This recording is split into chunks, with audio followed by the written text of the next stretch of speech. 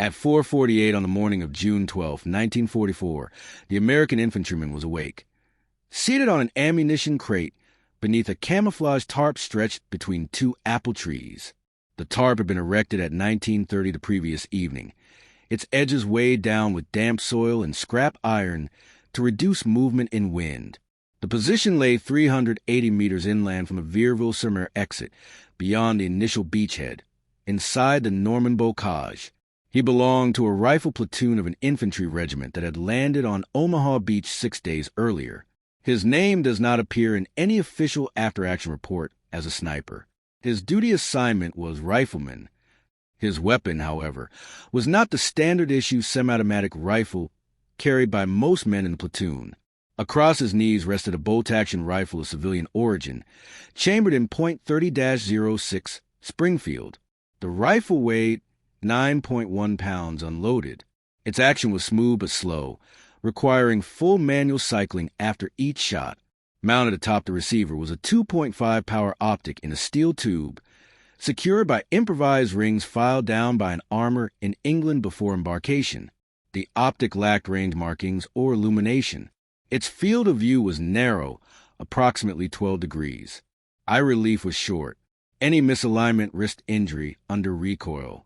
The rifle was accurate, more accurate than the standard infantry rifle at distances beyond 300 meters. It was not doctrinally approved for sniper employment. It was tolerated.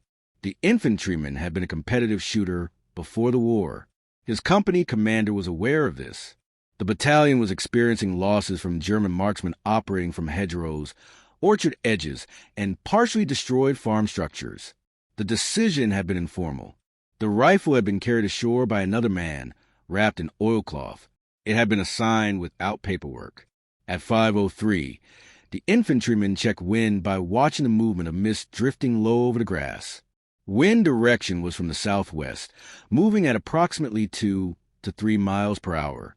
Light was increasing, but uneven. Cloud cover was broken.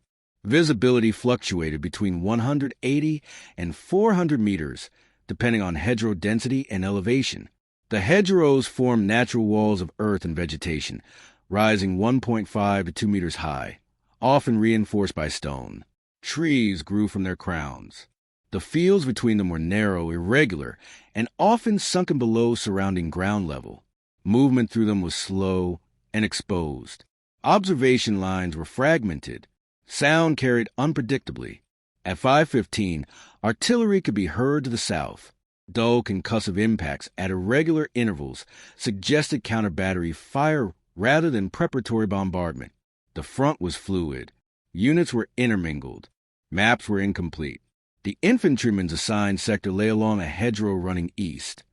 West, approximately 220 meters in length. The hedgerow overlooked a shallow pasture sloping downward toward a sunken lane. The lane ran north-south and disappeared beneath dense foliage 90 meters from the infantryman's position.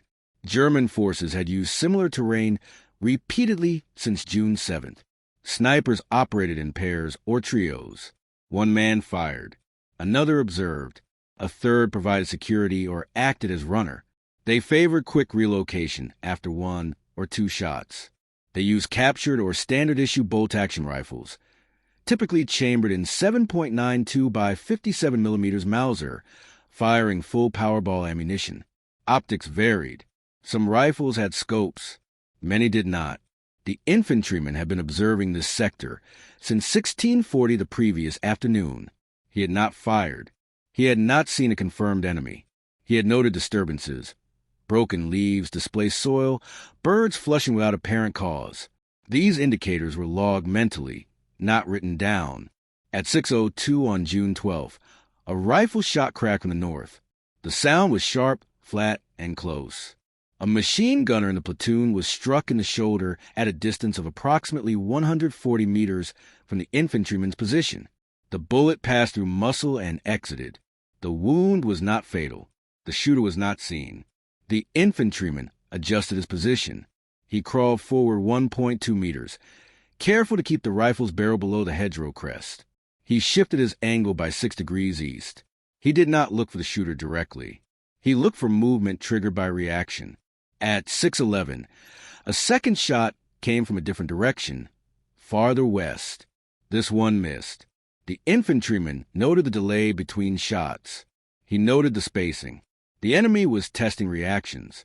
By 6:40, the platoon had ceased movement entirely. Orders were to hold. Engineers were working behind them to prepare gaps in hedgerows using explosives. These would not be ready until later in the day. From 7 to 9:30, nothing happened. The infantryman remained prone, his body weight supported by elbows and forearms. His neck stiffened. Moisture collected inside his helmet liner. Ants crawled across his hands. He did not brush them away. He adjusted his sling tension twice. He cycled the bolt once at 8:14 to ensure smooth operation. The chamber was empty. Magazine loaded with 4 rounds of M2 ball ammunition, 150 grain projectile. Muzzle velocity approximately 2,800 feet per second.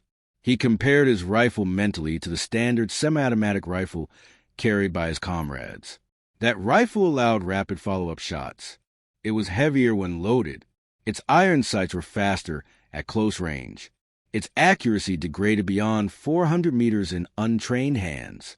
His rifle was slower. Each shot would be deliberate. Each shot would reveal his position. At 10:22, rain began lightly. Visibility dropped. The hedgerows darkened. Leaf became slick. The infantryman shifted his optic cover to prevent water accumulation. He wiped the lens with a dry cloth kept in a sealed pouch. German doctrine emphasized patience. German snipers in Normandy had adapted quickly to Allied air superiority by minimizing movement during daylight. They fired primarily during moments of transition. Relief, resupply, engineering work, casualty evacuation. The infantryman understood this. He watched the lane more closely. At 11:03, a helmet moved briefly above the far hedgerow across the lane. The movement lasted less than 1 second. The infantryman did not fire. He could not confirm intent. Distance was estimated at 190 meters. Angle unfavorable. Background cluttered. At 12 o'clock, rations were distributed. The infantryman did not eat immediately. He continued observing. Hunger was secondary to routine. At 12:47, he ate half a ration bar without lifting his head fully. The afternoon passed with minimal contact. At 15:18, artillery fire increased to the east. The platoon received orders to prepare for movement the following morning. Sniper activity was expected to increase overnight. At 18:40, the infantryman was relieved temporarily. He moved back 40 meters to a shallow depression near a ruined stone wall. He cleaned his rifle methodically. Bolt removed, wiped, lightly oiled. Chamber checked. Optic mounts checked for looseness. He reassembled the rifle by touch as light faded. At 20:05, he returned to his observation position. Night fell slowly. The hedgerows became silhouettes. Sound replaced sight. From 22 to 3:30 on June 13th, intermittent rifle fire echoed across the sector. No direct engagements occurred within his field of observation. He remained awake. At 4:12, dawn approached again. Mist returned. The infantryman resumed scanning. The pattern repeated. At 4:31 on June 14th, 1944, the infantryman noted the first deviation from the previous 2 days' pattern. The mist that had consistently settled in the low ground did not fully lift with dawn. Instead, it thinned unevenly, forming pockets of partial visibility separated by opaque curtains of moisture. Visibility along the sunken lane fluctuated minute by minute, ranging from as little as 40 meters to brief windows approaching 200 meters. At 4:46, German small arms fire erupted 3 hedgerows east. The sound signature indicated bolt-action rifles firing single shots at intervals of 10 to 25 seconds. There was no automatic fire. No immediate American response followed. This suggested probing rather than engagement. The infantryman remained prone. His sector was unchanged. He adjusted his body alignment by a few degrees to reduce muscle strain. His breathing was slow and deliberate. The rifle remained unloaded, bolt closed on an empty chamber. He continued to observe without optics, relying on peripheral vision to detect movement before committing to magnified sight. At 5:09, a German sniper fired from the far side of the lane, approximately 30 meters south of the point the infantryman had been watching the day before. The bullet struck the trunk of an apple tree at chest height, 1.6 meters above ground. Bark splintered outward. The shooter had adjusted elevation. This was not random fire. The infantryman did not fire. He noted the change in firing position. He noted the lack of follow-up shot. German doctrine emphasized relocation after firing if return fire was possible. The lack of immediate relocation suggested confidence in concealment. At 5:24, a second shot came from the same general direction, but at a slightly different elevation. This round struck soil at the base of the hedgerow, 0.8 meters left of the infantryman's observation line. The shooter was testing range and reaction. At 5:26, American return fire came from a rifle squad farther west. 2 semi-automatic shots in quick succession. No visible effect. The German sniper did not fire again from that position. Between 5:30 and 7 o'clock, there was sustained but irregular sniper activity across the battalion front. German marksmen fired primarily during moments of movement. A runner crossing a field, a helmet lifted above cover, an engineer approaching a hedgerow with explosives. Each shot was isolated. There was no attempt to suppress. The objective was attrition and delay. At 7:18, the infantryman observed coordinated movement across the lane. Leaves parted briefly at 3 points along the far hedgerow, spaced roughly 15 meters apart. The movement was minimal. No shot followed.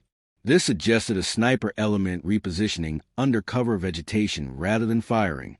German snipers increasingly operated with local infantry support, using riflemen as security and observers. The infantryman adjusted his optic for focus. The glass fogged slightly. He waited until the temperature equalized before resuming magnified observation. He did not wipe the lens unnecessarily.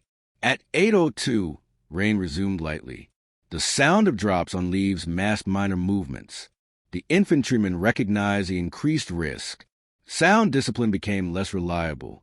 At 8:41, a corporal from platoon headquarters was struck in the thigh while moving along the hedgerow 60 meters behind the infantryman. The shot came from the northeast. The wound was serious, but not immediately fatal. Casualty evacuation drew additional fire. German snipers fired twice more during the evacuation, forcing litter bearers to crawl. The infantryman remained in place. He did not have a clear line of sight to the shooter. He tracked likely withdrawal routes. None revealed movement. By 9:30, pressure had increased noticeably. German snipers were firing more frequently and from more varied positions. They were no longer testing. They were shaping the battlefield. The infantryman loaded his rifle at 9:42 for rounds in the internal magazine. He chambered one and closed the bolt quietly, controlling the handle to reduce noise. Safety engaged. At 10:07, he observed a flash of reflected light from the far hedgerow. It lasted less than half a second. The reflection came from metal or glass, possibly an optic lens, possibly a buckle. The angle suggested an observer rather than a shooter. The infantryman did not fire. The target was not fully exposed. He adjusted his aim point mentally, noting landmarks, a split branch, a patch of exposed earth, a darker clump of leaves. At 10:19, a shot came from that same general area. The bullet passed overhead, striking the hedgerow behind him. The shooter had fired blind or at movement detected by sound. At 10:21, the infantryman fired his first shot of the campaign. The distance was approximately 210 meters. The target was a partial silhouette, the upper portion of a helmet and a section of shoulder visible through foliage. The infantryman had less than 1 second to align the crosshair. He exhaled partially and applied steady pressure to the trigger. The trigger broke at approximately 3.5 pounds, with minimal creep. The rifle recoiled sharply. The sound was distinct and louder than the semi-automatic rifles around him. The bullet struck the target at the base of the helmet. The target disappeared immediately. There was no secondary movement. The infantryman cycled the bolt once, smoothly, ejecting the spent casing. He did not chamber another round immediately. He waited. At 10:24, German return fire struck the hedgerow crest above his position. 2 shots in quick succession. The enemy had triangulated the general area. The infantryman remained still. At 10:37, a German rifleman fired from a new position 20 meters west of the original. The shot was low and missed. The infantryman did not engage. He prioritized concealment. From 11 to 1300 hours, sniper activity decreased slightly. The Germans had lost at least 1 marksman. They adjusted accordingly. Fire became more sporadic, but more cautious. The infantryman used this period to rest his eyes intermittently, closing them for seconds at a time while maintaining body position. He drank small amounts of water.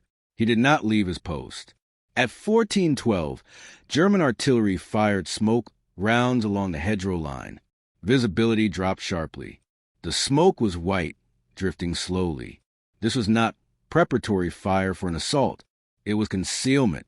Under cover of smoke, German snipers repositioned. The infantryman heard movement but could not see. He did not fire blindly. At 15:04, the smoke thinned. New firing positions became apparent.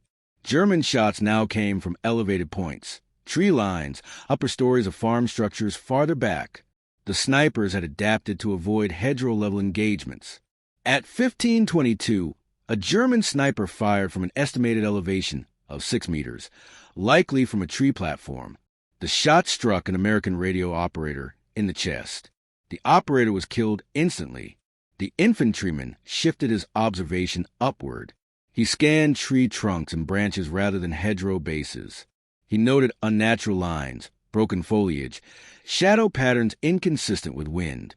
At 16:10, he identified a potential firing platform, a forked oak tree approximately 280 meters away, slightly uphill.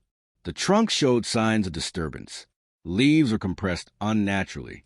At 16:27, a shot came from that direction. The infantryman aligned his optic and fired within 2 seconds. The distance was near the effective limit of his optic for precise identification. The bullet struck the trunk just below the suspected platform. No target was hit. The German sniper did not fire again from that position. As daylight faded on June 14th, pressure remained constant. The Germans had adjusted their tactics. The infantryman had revealed his presence and his capability. He was now a known threat. From 19 to 2300 hours, there was minimal contact. Both sides conserved effort. The infantryman remained awake, aware that night did not guarantee safety. At 2:18 on June 15th, a German sniper fired during a relief rotation. The shot missed narrowly. The infantryman could not identify the shooter. By dawn on June 15th, fatigue was evident. The infantryman's hands trembled slightly when not supported. His neck muscles were rigid. He continued regardless. Throughout June 15th and into June 16th, German sniper fire became more deliberate and coordinated. Shots were timed with mortar fire. Decoys were used. Helmets raised on sticks, moving to draw fire. The infantryman observed these and did not engage them. The threat was no longer isolated shooters. It was an adaptive system responding to his presence. By the evening of June 16th, it was clear that a decisive confrontation was approaching. Both sides had identified each other. Both sides were adjusting. The period of passive observation had ended. At 3:58 on June 17th, 1944, the infantryman was already awake. He had slept for a total of 1 hour and 20 minutes in fragments since the previous night. His position had shifted slightly overnight, not by choice but by necessity. The original hedgerow crest he had occupied was now considered compromised. German fire during darkness had repeatedly struck that section, suggesting pre-registered aim points. His new position lay 17 meters south, lower by approximately 0.6 meters in elevation. The ground there sloped gently toward a drainage ditch. The angle reduced his forward visibility, but improved concealment. He compensated by adjusting his optic and body alignment. At 4:12, first light revealed fresh disturbances in the far hedgerow across the lane.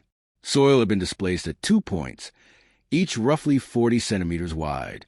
Leaves were bent inward rather than outward, indicating recent entry rather than exit. These were not firing ports. They were access points. The infantryman did not fire. He observed.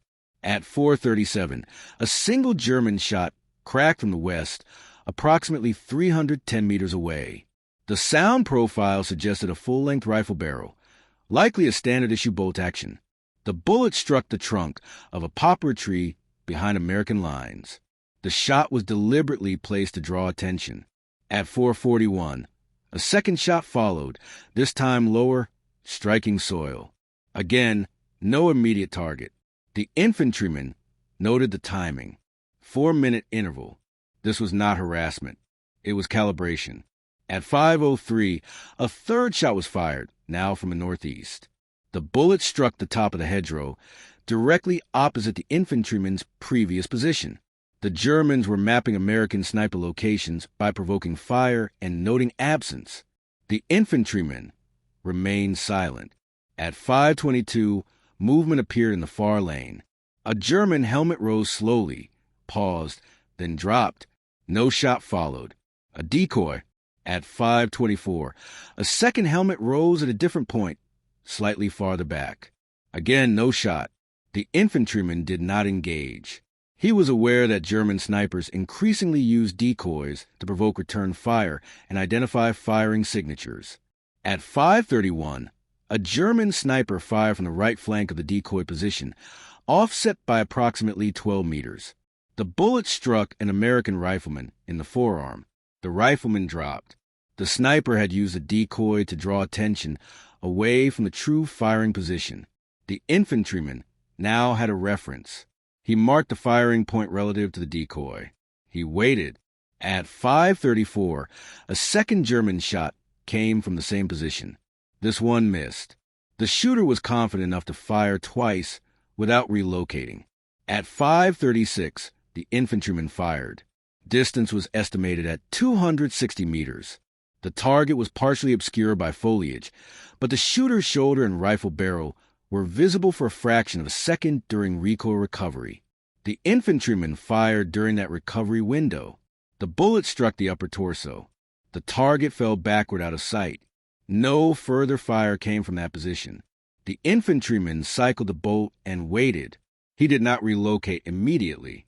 He wanted to observe German reaction. At 5:41, 2 German shots struck the hedgerow near his previous firing point. The enemy had traced a general direction, but not the exact location. The infantryman remained still. At 6:02, a German machine gun opened fire briefly from farther back, firing a short burst of approximately 10 rounds. The fire was high and inaccurate. It was suppressive, intended to fix positions rather than kill. At 6:15, German mortar fire landed 150 meters behind the infantryman's position. The rounds were light, likely 50 millimeters. They were not adjusted closer. This suggested uncertainty.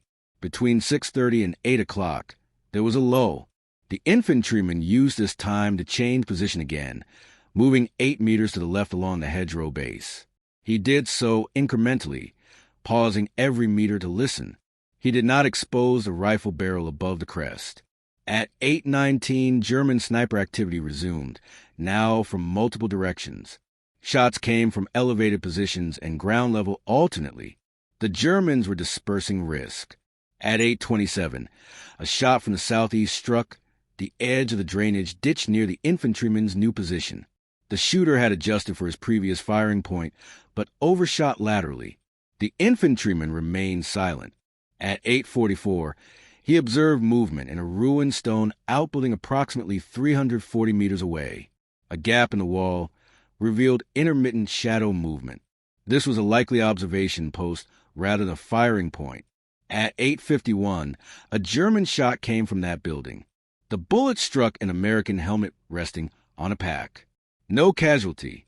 The shooter had fired at a static object, possibly mistaking it for a man.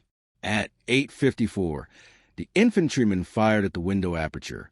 The distance was extreme for his optic. The target was not visible at the moment of firing. The shot was placed based on sound and prior observation. The bullet struck the stone wall just inside the opening. Chips flew outward. No follow-up fire came from the building. The infantryman cycled the bolt and remained in place. At 9:30, German snipers shifted tactics again. Instead of firing single shots, they fired in pairs separated by 2 to 3 seconds from 2 different positions. This created confusion and forced American observers to split attention. At 9:47, a shot from the north struck the hedgerow crest 1 meter above the infantryman's head. Dirt fell onto his helmet.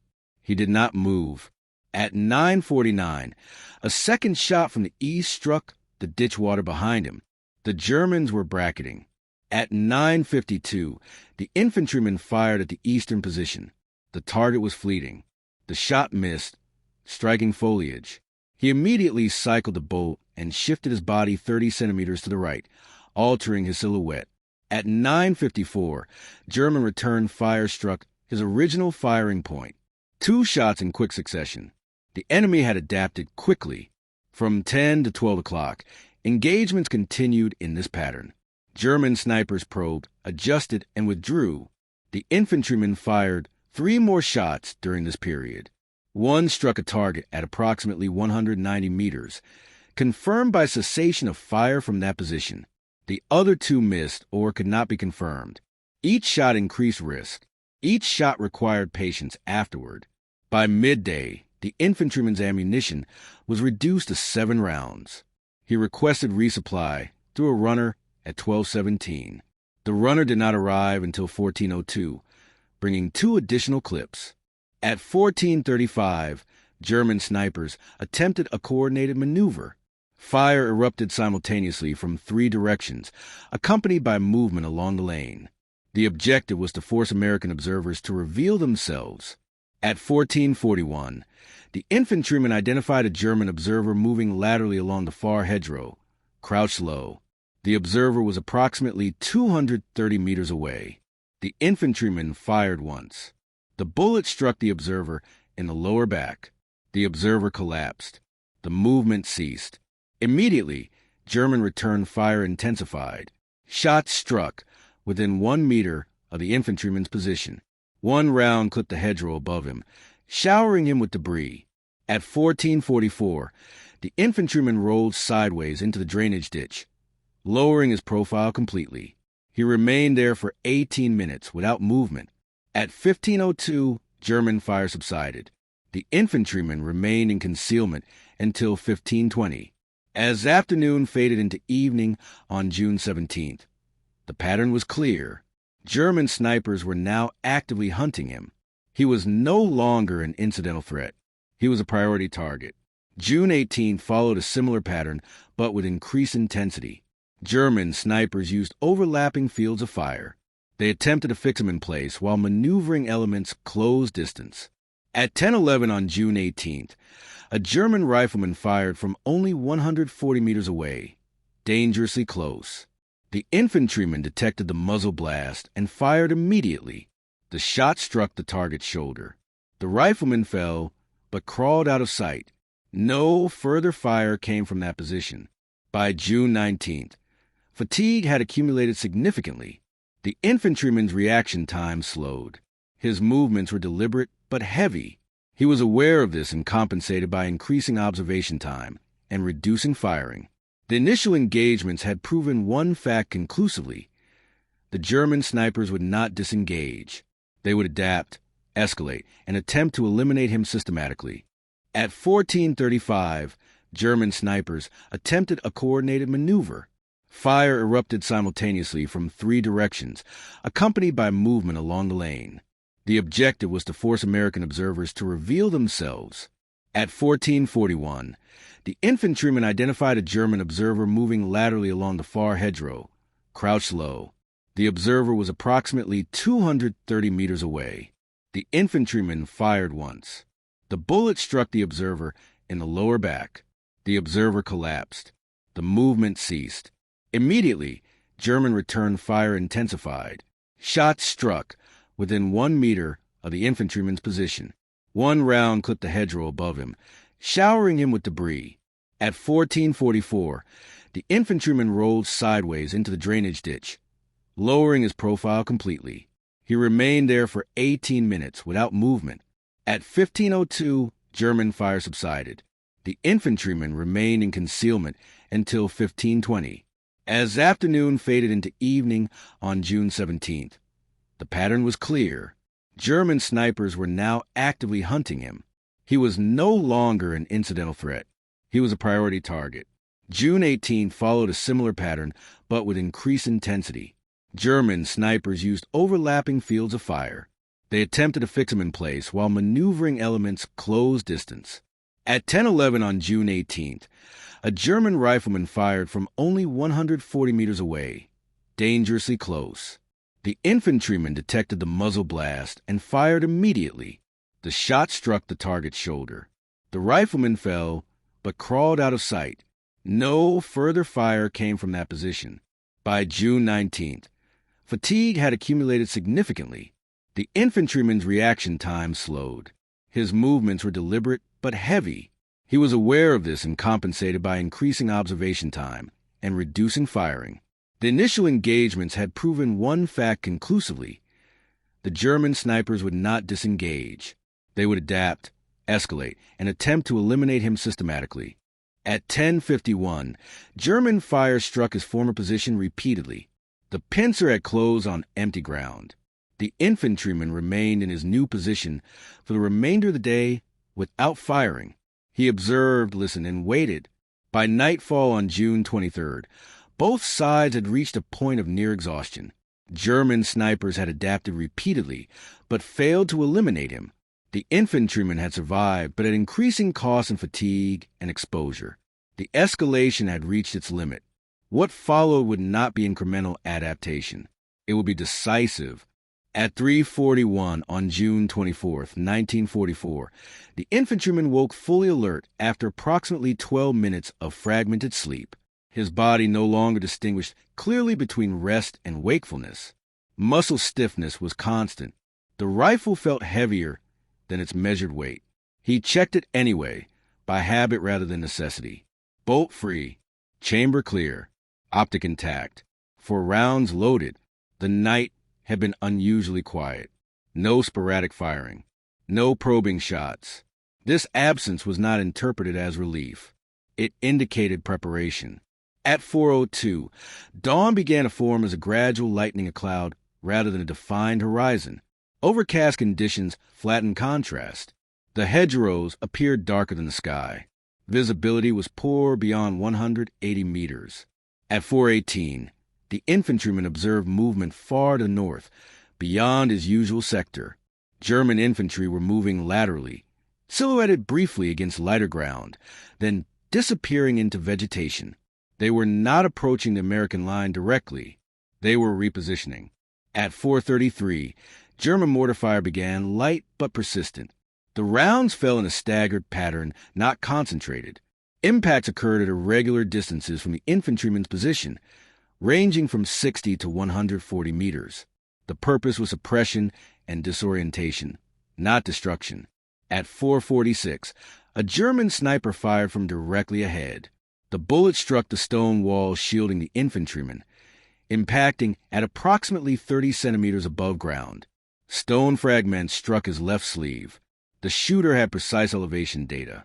At 4:49, a second sniper fired from the west. This round struck the earth just beyond the wall's edge. The Germans had achieved cross coverage. The infantryman did not fire. He did not move. He assessed. At 4:57, a third shot came from the northeast. The round struck foliage just above his position. The triangulation was nearly complete. The infantryman understood the implication clearly. German snipers were no longer attempting to provoke fire. They were tightening a kill zone. At 5:02, mortar fire ceased abruptly. Silence followed. At 5:06, movement appeared along the sunken lane. 2 German infantrymen advanced cautiously, crouched low, rifles at the ready. They moved in short bursts, pausing every few meters. They were not decoys. They were clearing. The infantryman held fire. His priority was the snipers controlling the field. At 5:11, a German sniper fired again from the northeast. The muzzle blast was visible. The shooter exposed his upper body for slightly longer than previous engagements, likely believing the infantryman was fixed and unable to respond. The infantryman fired. Distance was approximately 190 meters. The angle was slightly uphill. The target's chest and head were partially visible through a break in foliage. The infantryman applied steady pressure to the trigger. The shot struck the target at the base of the neck. The sniper collapsed immediately. No movement followed. The infantryman cycled the bolt and immediately shifted his body 40 centimeters to the right, keeping below the stone wall's edge. At 5:14, German return fire erupted. 2 shots struck the wall where his head had been moments earlier. A third struck the ground behind him. At 5:17, a sniper fired from the west. The infantryman identified the position by sound and dust signature. He waited. At 5:19, the western sniper fired again. The infantryman fired in response within 1 second. The bullet struck the shooter's shoulder and upper torso. The sniper fell sideways out of sight. Fire from that position ceased. The kill zone collapsed partially. At 5:23, the 2 advancing German infantrymen withdrew rapidly, retreating behind a hedgerow. They did not attempt to recover casualties. At 5:30, German mortar fire resumed, heavier than before. Rounds impacted closer, one detonating approximately 12 meters to the infantryman's rear. Soil and debris rained down. The concussion shook the wall. The infantryman remained in place. He pressed his body flat against the ground, controlling breathing. At 5:42, the mortar fire stopped again. At 5:44, a single sniper fired from directly ahead. This shot struck the stone wall precisely at the corner nearest the infantryman's rifle barrel. The shooter had refined aim to a dangerous degree. The infantryman did not fire immediately. He waited for confirmation. At 5:47, the sniper fired again. The second shot struck the same area, confirming position. The shooter was confident. At 5:49, the infantryman fired his final round. Distance was estimated at 210 meters. The target was barely visible, a faint outline of a helmet and rifle barrel against dark foliage. The infantryman aligned the crosshair and fired deliberately. The bullet struck the helmet. The target dropped instantly. There was no return fire. At 5:52, silence settled across the sector. No German fire followed. No movement was observed. The infantryman did not move for 11 minutes. At 6:03, American infantry began cautious movement along the hedgerow line. Engineers advanced behind cover. There was no sniper fire to oppose them. Throughout the remainder of June 24th, no confirmed German sniper activity occurred within the infantryman sector. Sporadic fire continued elsewhere, but the coordinated pressure against the position had ended. On June 25th, American units advanced incrementally. Hedgerows were breached using explosives and armored support. The infantrymen moved with a platoon, but did not resume a dedicated counter-sniper role. German resistance in this area shifted to delaying actions farther inland. By June 26, the front had moved several kilometers forward. The hedgerow network that had defined the engagement was now behind American lines. The decisive period had concluded not with a single climactic exchange, but with a systematic removal of German sniper capability in one confined sector. In the days following June 26, the infantryman experienced a delayed physical reaction. Tremors increased temporarily. Sleep came in longer stretches but was shallow. He reported no formal complaints. No medical record notes the engagement. His rifle was not officially logged as a sniper weapon. It was returned to storage briefly, then carried again as the unit advanced. No commendation was issued specific to his actions. The engagement was absorbed into broader operational success. German sniper losses in the sector were estimated at 4 confirmed killed and at least 1 wounded. More significant than casualties was the disruption of German counter-sniper operations. Their ability to dominate hedgerow approaches with precision fire was broken locally, forcing reliance on indirect fire and withdrawal. American infantry movement accelerated in that sector. Engineer teams breached hedgerows with reduced losses. Radio operators and runners moved with less exposure. The tactical environment changed measurably. The infantryman did not remain a sniper by designation. He returned to standard infantry duties as terrain opened and engagements became less static. The non-standard rifle remained with him until later replaced by standard equipment during reissue. What was proven was not individual heroism or exceptional marksmanship alone. It was a value of adaptability under constrained conditions, the effective use of non-doctrinal equipment, disciplined fire control, and patient observation against an enemy that adapted continuously. What changed was local, not strategic. One sector of hedgerow became passable. One pattern of German resistance was neutralized. The larger campaign continued. There was no ceremony marking the end of the engagement. There was only the absence of incoming fire and the quiet advance into ground that had previously been lethal.